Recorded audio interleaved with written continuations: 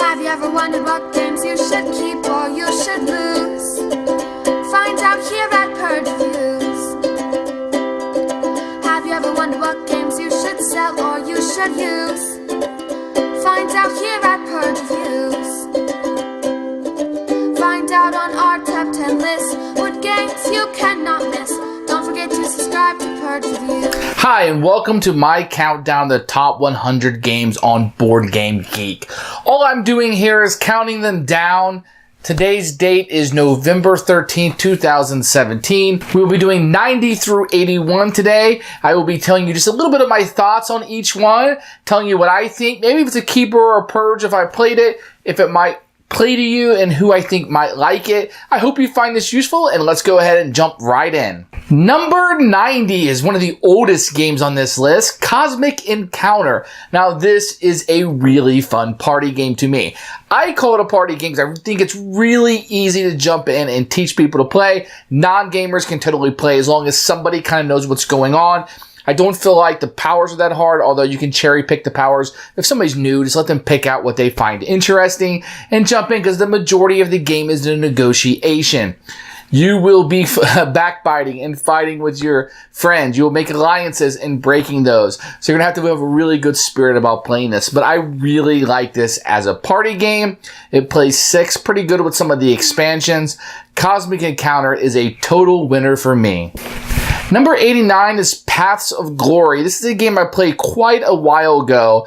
It's a card-driven game, which means you'll be playing cards down in order to use operational points and do things. It is very long. It hasn't been one that I go back to very often, but those that like those kind of games might want to go back to it, although it is an older one, and I think the genre has perhaps moved on a little bit from this, but this is a classic that a lot of people like. Number 88 is Istanbul. Now, this is a game that's probably a little bit of a jump from Ticket to Ride type gateway games, although this is definitely considered a lighter game.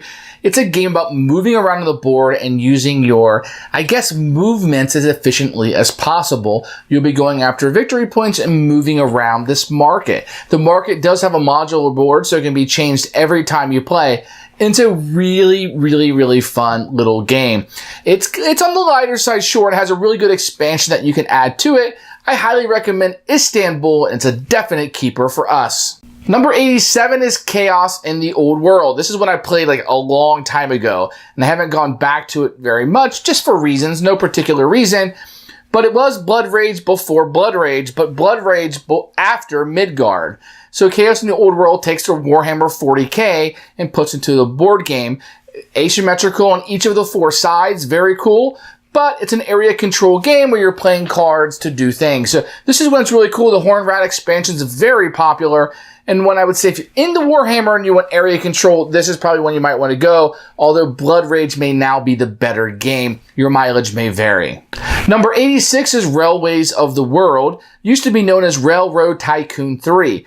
Now, out of the Age of Steam, Railways of the World, this is probably the most accessible for people. The components are really good.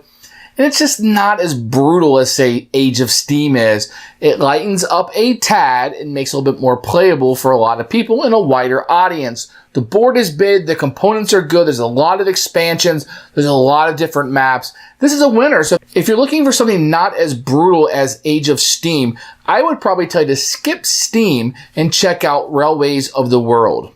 Number 85 is Ticket to Ride Europe. So this is the classic Ticket to Ride game that people love and adore. You're going to get a European map that includes tunnels, ferries, and train stations. We'll add a little bit of a wrinkle to this onion. Ticket to Ride is one of the most popular games in the world, right there with Catan and right below Monopoly. And it's definitely one that I would tell you to check out. And the Europe map is very good, so there's no reason for you not to check this one out.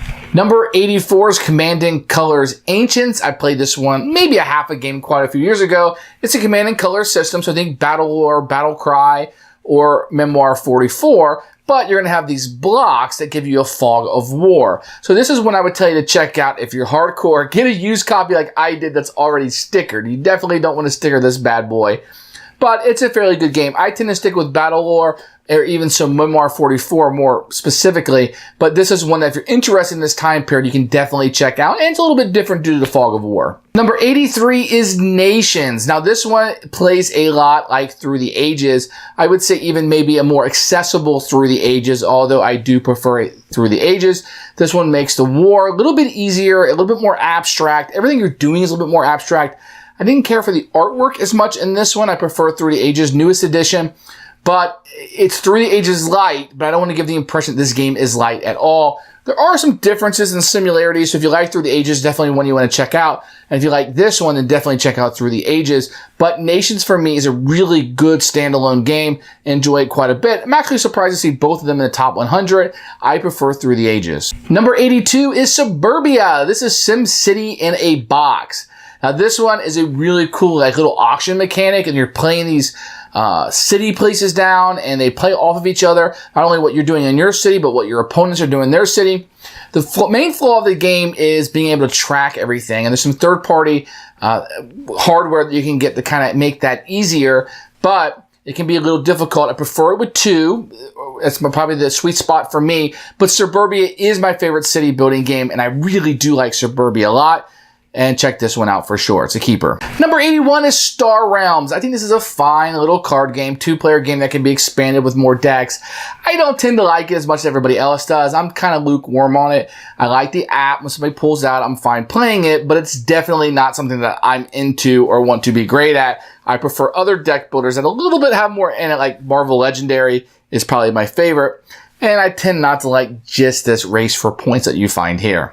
Well, thanks for watching 90 through 81 of the top 100 games on BGG as of November 13th, 2017. I hope you enjoyed my comments. I hope they might tell you a little bit about my gaming taste. And I hope you maybe find a game that you might like to think about. And I hope this video helps you out. Thanks for watching, and hope to talk to you soon. Thanks for watching the video. I really appreciate you tuning in.